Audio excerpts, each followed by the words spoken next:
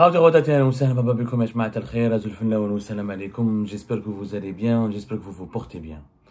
Je dois avouer que notre communauté, les membres de notre communauté, mes compatriotes tout court, hein, parce que notre communauté c'est quoi? C'est des Algériennes et des Algériens issus de tous les horizons, originaires de toutes les régions du pays, qu'ils habitent à l'étranger ou pas. Nous avons aussi pas mal de compatriotes et de amis marocains, tunisiens, des amis français, étrangers aussi qui font partie de notre communauté. Nous sommes fiers d'ailleurs de les rassembler autour de notre quête de la vérité, de notre quête du journalisme professionnel et d'enquête et d'investigation sur les dessous de l'actualité algérienne.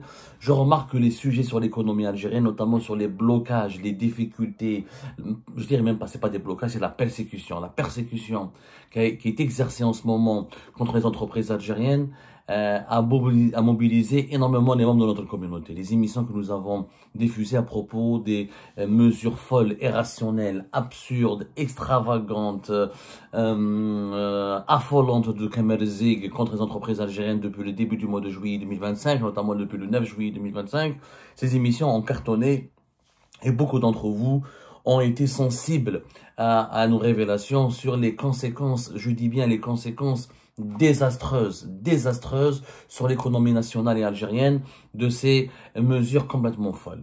Je vais vous montrer aujourd'hui un document, parce qu'hier, on vous a expliqué que le 31 juillet 2025, on vous a montré le document, la présidence algérienne est intervenue auprès de la Direction générale des douanes pour demander le déblocage et le déblocage ou la libération. Le mot libération a tout son sens, comme on l'a souligné hier, la libération de toutes les marchandises destinées au fonctionnement et à les activités de production des entreprises qui étaient bloquées au niveau des ports et des zones sous douane depuis le 1er juillet 2025. Et toutes les marchandises qui ont été donc bloquées au niveau du port jusqu'au 3 août 2025 ont été débloquées et libérées, ce qui permettra aux entreprises algériennes de récupérer leurs matières premières, leurs équipements de production, leurs outils ou leurs composants ou leurs intrants de production pour poursuivre, pour relancer leurs activités de production après plus d'un mois d'arrêt et avec des conséquences désastreuses. Et on a expliqué comment le groupe Condor, la famille Hamadi, ils ont saisi Boualam, directeur de cabinet de Tebboune, et ce dernier, comment il a parlé avec Abdelmajid Tebboune et comment Abdelmajid Tebboune est intervenu pour corriger le tir et limiter les dégâts incommensurables de Kamer Zig. Comment Kamer Zig, désavoué, a essayé de se rattraper à travers une pseudo-réunion organisée au niveau de son ministère le 3 août dernier. Mais je vais vous montrer encore une fois l'irrationalité, un exemple qui illustre l'irrationalité, parce qu'encore une fois, ce qui a été débloqué le 3 août, ce sont les marchandises qui ont été bloquées. Et on a expliqué que ce déblocage, cette libération des marchandises a été conditionné par deux conditions, a été conditionné par les deux exigences encore plus irrationnelles et plus absurdes que les premières mesures de l'ESIC appliquées et mises en œuvre depuis le 9 juillet 2025. Il s'agit encore une fois de l'obligation de présenter un programme prévisionnel des importations, un PPI, pour les prochaines opérations d'importation. Donc l'obligation, l'État algérien n'a pas renoncer à cette obligation qui n'a aucun sens. Très peu d'États à travers le monde demandent aux entreprises de leur pays de leur donner un prévisionnel de leurs importations et qu'il soit validé par deux ministères. Le ministère du Commerce extérieur de Kamer Zig et un autre ministère du gouvernement qui exerce la tutelle sur le secteur d'activité de cette entreprise. C'est l'agroalimentaire, c'est l'agriculture, c'est l'industrie pure, la sidérurgie, etc. C'est le ministère de l'Industrie, c'est les médicaments et la pharmaceutique, c'est le ministère de la Santé et de l'Industrie pharmaceutique. Voilà, donc il faut avoir la validation et le visa de deux ministères du gouvernement pour faire valider ce programme prévisionnel d'importation. Une fois validé, à ce moment-là, les entreprises algériennes pourraient faire des opérations d'importation. En plus, nouvelle exigence, les douanes algériennes exigent aux entreprises algériennes un compte rendu. Un compte rendu chaque jeudi hebdomadaire avant 10 heures. Chez 11 heures ou la midi, avant 10 heures, il faut que les entreprises algériennes envoient à deux adresses mail leur compte rendu décrivant les activités relatives à leurs opérations d'importation. Des entreprises qui font des comptes rendus aux douanes. Les douanes, à un moment, il y a des taxes à payer, des opérations de dédouanement, il y a des opérations de contrôle. Ensuite, l'entreprise, c'est lui qui doit contrôler les entreprises, c'est l'administration fiscale. Mais qu'est-ce qu'un contrôle chaque semaine? Chaque semaine, un contrôle, ça devient un contrôle judiciaire. Mais sur toutes les entreprises algériennes ont été placées sous contrôle judiciaire. Les entreprises algériennes sont devenues comme les détenus d'opinion, comme les détenus politiques. Tu es placé sous contrôle judiciaire, tu es suspecté d'être un criminel. Le privé en Algérie aujourd'hui, parce que bon, toutes les entreprises, y compris publiques, seront forcées officiellement, même les entreprises publiques sont forcées d'accomplir, de se conformer à ces exigences, mais c'est essentiellement les entreprises privées qui sont ciblées, étant donné que 63% de l'emploi en Algérie, c'est les entreprises privées, étant donné que la majorité des entreprises dans le secteur des PME et des PMI sont privées, qui sont dans l'activité de production, donc ils sont soumis à des mesures de contrôle judiciaire. Les deux ministères, il faut des autorisations des ministères, il faut des comptes rendus au niveau des douanes. Et la manie, c'est une nouvelle tendance du régime algérien, c'est les mails, les emails. Tout doit passer par des emails. Alors, je vais vous montrer un autre document. Le document du 29 juillet 2025. C'est un document signé par la BEF, l'Association des banques et des établissements financiers. Bon, encore une fois, c'est quand même extraordinaire. Le 29 juillet dernier, alors là, bien sûr, on a parlé de la BEF, une association. Regardez, c'est un pays de délire. Regardez comme en Algérie, on nage en plein délire. Tout ce qui se passe en ce moment, c'est du délire.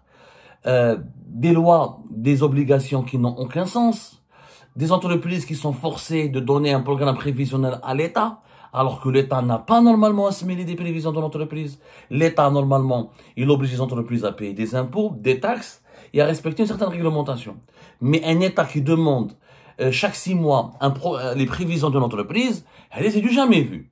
Un État qui demande un compte rendu hebdomadaire qui doit donner aux douanes par les entreprises, des validations par 2 ministères avant de pouvoir importer, tout ça c'est inédit. Hein. Ça n'existe nulle part au monde.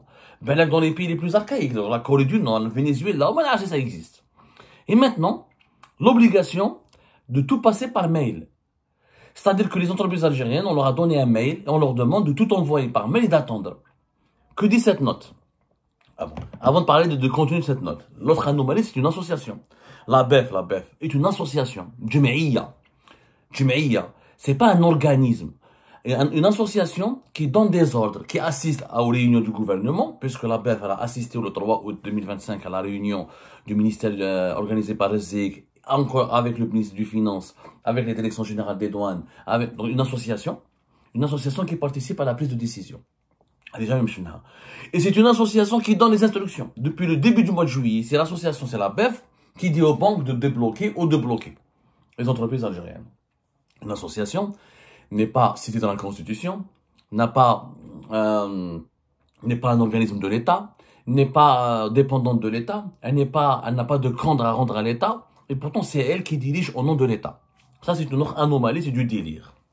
Maintenant, le plus gros délire, c'est que toute l'économie algérienne dépend aujourd'hui d'un mail, d'un email, d'une adresse, d'un courriel. C'est quand même incroyable. Regardez ce que dit cette note. J'ai l'honneur de vous informer que la BEF a été rendue destinataire d'une correspondance numéro 594 2025 du 28 juillet 2025 émanant de monsieur le secrétaire général du ministère du Commerce extérieur et de la promotion des exportations. C'est le secrétaire général du ministère de Kamerzik. Il est précisé à travers ce courrier que certains opérateurs n'ont pas pu faire viser leur programme prévisionnel d'importation par leur secteur concerné et qu'une adresse email a été mise à la disposition de cette catégorie par le ministère du Commerce extérieur dans la promotion des exportations. À cet effet, il vous est demandé de bien vouloir instruire vos services concernés à l'effet d'accepter le programme prévisionnel d'importation portant uniquement le visa des services du ministère du Commerce extérieur et de la promotion des exportations dans le dossier de domiciliation bancaire. Cette note, qu'est-ce qu'elle dit?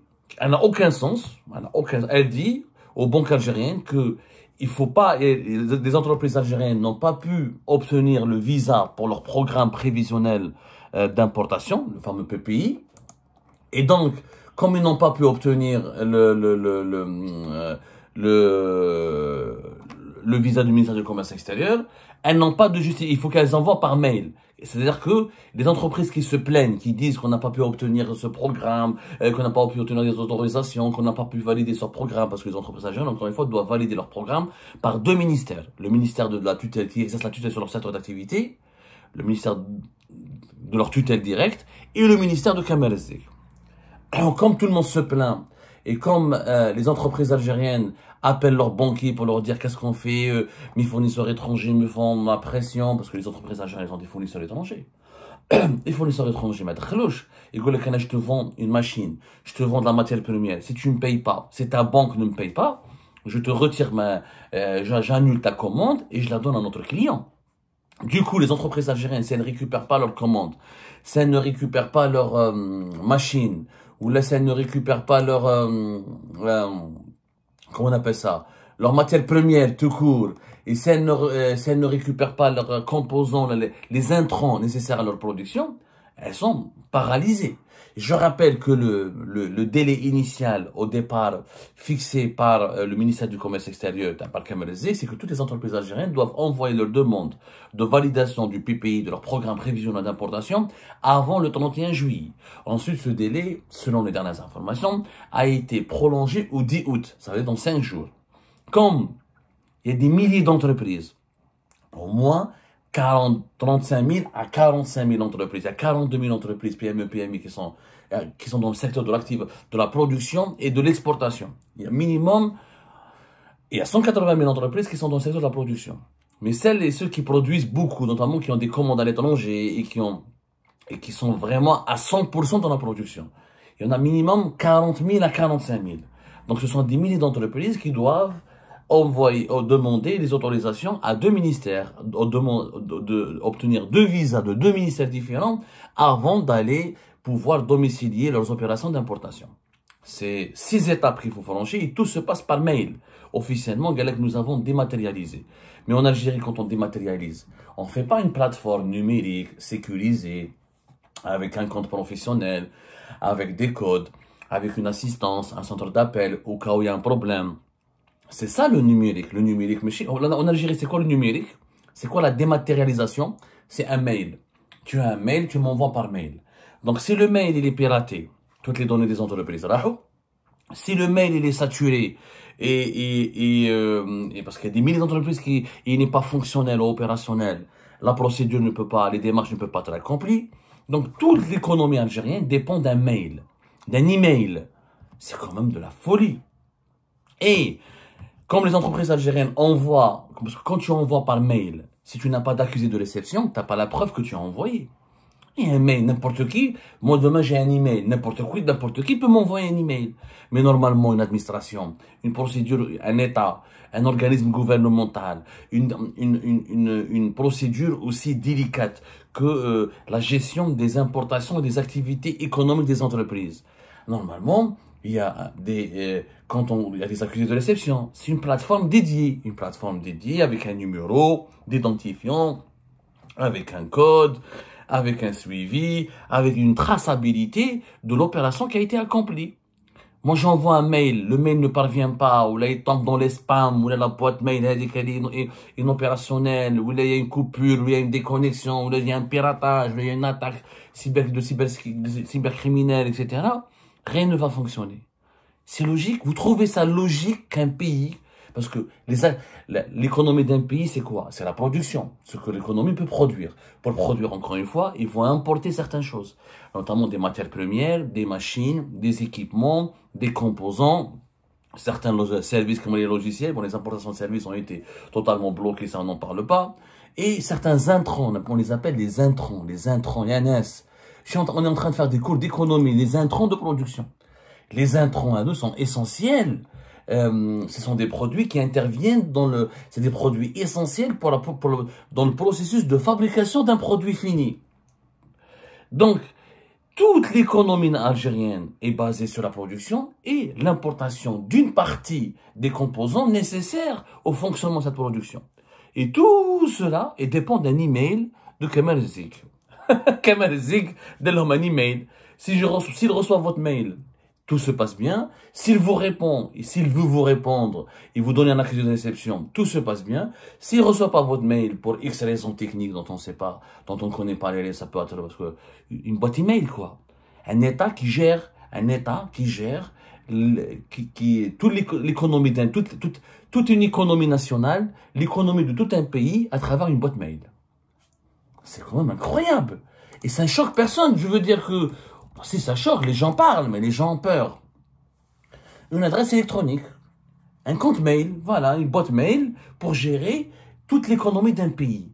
C'est quand même grave. Et c'est une note officielle qui le dit. Maintenant, les entreprises qui disent aux banques, les entreprises algériennes elles n'ont pas d'excuses. Elles n'ont pas d'excuses. Il y a un email, il faut qu'elles passent par cet email. L'Algérie, c'est un pays de presque 50 millions d'habitants. Vous n'êtes pas capable de faire une plateforme numérique, un centre d'appel, une assistance, etc. Un système informationnel et informatique de suivi des requêtes, de classification des requêtes. On marche par des emails. Mais attendez, c'est pas... On dirait le bon coin, genre tu postules pour un logement, ou là tu vas acheter un produit, un shampoing, tu m'envoies un mail. C'est du n'importe quoi. C'est du n'importe quoi. C'est grossièrement du n'importe quoi. Et ça doit cesser. Ça doit vraiment cesser. Parce que là, c'est de l'amateurisme consternant. Là, un niveau très bas de populisme et d'amateurisme. Ça m'est je parle pas du Maroc, d'Israël, les pays de l'Afrique subsaharienne les plus pauvres, les pays les plus pauvres d'Afrique, c'est un pays qui ont du pétrole, ils ont du gaz, ils ont un grand pays, un grand territoire, ils sont situés juste à côté de l'Europe, ils font de n'importe quoi.